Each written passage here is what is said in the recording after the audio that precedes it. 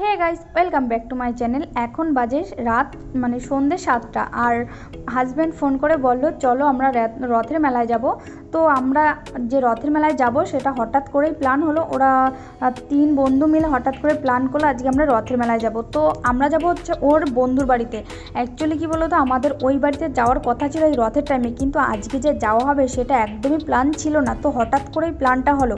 তো ওদিকে তো আমার ছেলে পুরো ঘুমিয়ে পড়েছে, ওকে এবার তুলতে হবে, কিন্তু তুলে একটা বাচ্চাকে ঘুম থেকে তুলে তাকে রেডি করা ভীষণ প্রবলেমের ব্যাপার। আর আমার হাজব্যান্ড এখনও বাড়িতে আসেনি, ও আসবে, এসে আমাদের বেরোতে বেরোতে প্রায় বেজে যাবে 9টা 10টা। আর আমি আগে থেকে না এন্ট্রিটা দিয়ে নিচ্ছি, না হলে ওর সামনে তো আমি একদম ভিডিও করতে পারি না। তো এই যে দেখো একদম রেডি হয়ে গেছে, আর ওই যে আমার হাজব্যান্ড আর আমার বোন দুজনে রেডি হয়ে দাঁড়িয়ে আছে গাড়ির জন্য। তো তারপরে গাড়িও চলে এসেছে। আর এই যে আমরা এবার হাই রোড দিয়ে সোজা চলে যাচ্ছি গাংপুরে। তো মেলাটা হচ্ছে গাংপুরে। তো সবাই কে কে জানো গাংপুরের মেলাটা বা রথের মেলাটা, কে কে গেছো গাংপুরে অবশ্যই কমেন্ট করে জানিও। আর এই যে দেখো হাই রোডটা রাতের বেলা জাস্ট অসাধারণ লাগে, আমার তো খুব ভালো লাগে রাতের বেলা হাই রোড দিয়ে ঘুরতে। তো এই যে দেখো কাছাকাছিও চলে এসেছি, মেলার কাছাকাছি। তো মেলার পেছনেই হচ্ছে ওর বন্ধুর বাড়ি, তো সেখানেই প্রথমে আমরা চলে যাচ্ছি। আর ওর যে বন্ধুর ওয়াইফ আছে না, সে বলছিল তোমরা আস্তে আস্তে এত লেট করেছো, মেলা প্রায় মানে বন্ধর দিকে। তো আমি বললাম কিছুই করার নেই, আসতে পারলাম এটাই অনেক। আর এই যে দেখো জগন্নাথ, সুভদ্রা, বলরাম তিনজনে মাসির বাড়িতে এসেছে। আর দেখো আমি এই যে রথের মেলায় কিন্তু এই যে প্রথম এসেছি, আর এখানে তো প্রথমেই। তারপরে এই যে দেখো আমরা কে কে এসেছি তোমাদের একবার দেখাই। হয়েছে 3 বন্ধুতে আছে হচ্ছে ওই বাড়িতে, আর এসেছি আমরা 3 বন্ধুর ওয়াইফ, মানে 3 জনে আমরা এসেছি, সাথে আমার ছেলে আর হচ্ছে ওদের ছেলে, ওদের মেয়ে, আর হচ্ছে আমার বোন। তো এইখানে হচ্ছে পুরনো ফ্রিজ, এসি, খাট, আলমারি সব কিছু পাওয়া যায় বেশ ভালো। যারা নতুন না কিনতে পারবে তারা এখান থেকে পুরনো জিনিস কিনে নেবে। আর এই যে দেখো এখানে হচ্ছে কার রাইড হচ্ছে, আর আমার ছেলে দেখে এত খুশি হয়ে গেছে, ও বলছে মা আমি ওগুলো চালাবো। কিন্তু ওকে আমি চালাতে দিয়েছি, আর ও ফার্স্টে না অত সুন্দর সুন্দর কার রয়েছে সেগুলো না ধরে ও সোজা চলে গেছে বাইকের দিকে।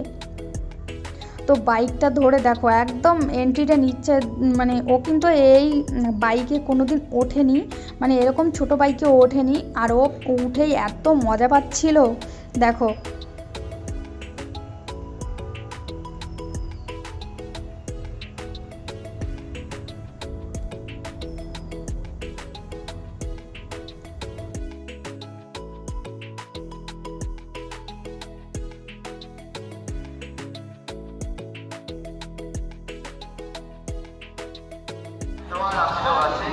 আমরা এমন টাইমে এসেছি সব বন্ধ। এখন বাজে রাত 10:30, সব বন্ধ।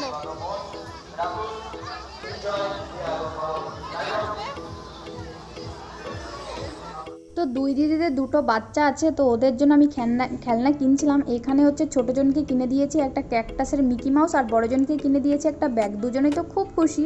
তারপরে আমি দেখছিলাম কিছু কেনা যায় কিনা, কিন্তু কোনো জিনিসই পছন্দ হচ্ছিল না, আর দোকান প্রায় বন্ধ হয়ে গেছিলো। তারপর এখান থেকে আমরা পাপড়ি চাট খেয়েছি, আর ওখান থেকে দিদি আইসক্রিম কিনছিল।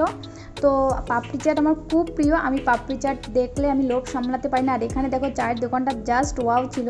তারপরে সোজা চলে এসেছি বাড়ি, কারণ এখন খাওয়া দাওয়া করতে হবে, তো খাওয়া দাওয়া করতে লেট হয়ে যাবে। বিছানা পেলেই শুতে ইচ্ছে করে, এই বলে বাঙালি। বসতে দিলে শুতে চায়, খেতে দিলে বসতে চায়, আর বসতে দিলে শুতে চায়, সেলো প্রমাণ। তোমাকে ওটা কিনে দিচ্ছি, তোমার ভালো লেগেছে? ওর ভালো লেগেছে, ওটা ওকে মেলা থেকে কিনে দিয়েছি। এটা জ্বলছে না, এটা তো রিমোট দিতে হবে। আর এই কিনেছে এটা, আর স্কুটি। তুমি আজকে কিচ্ছে উঠেছিলে বাবা? বাইকে উঠেছিলে? তুমি কিছুতে ওঠোনি? দিদিদের বাড়ি থেকে রাতের খাওয়া দাওয়া করে বেরিয়ে পড়েছি গাড়িতে করে আবার সোজা বাড়িতে। তো রাত প্রায় তখন বাজছিল 12:30। তো ওর জন্যই তাড়াতাড়ি করে খাওয়া দাওয়া করে একটু বসিনি, খাওয়া দাওয়া করেই পুরো বেরিয়ে পড়েছি। আর দেখো রাতে সামনে থেকে ভিউটা দেখাচ্ছি হাই রোডের 2 দিকে লাইট, খুব সুন্দর লাগে আমার এই মানে জিনিসটা। তো গাইস বাড়ি চলে এসেছি, আর এখন বাজে রাত হচ্ছে 1টা। তো ভিডিওটা ভালো লাগে লাইক করে দিও, সাবস্ক্রাইব করে দাও, টাটা।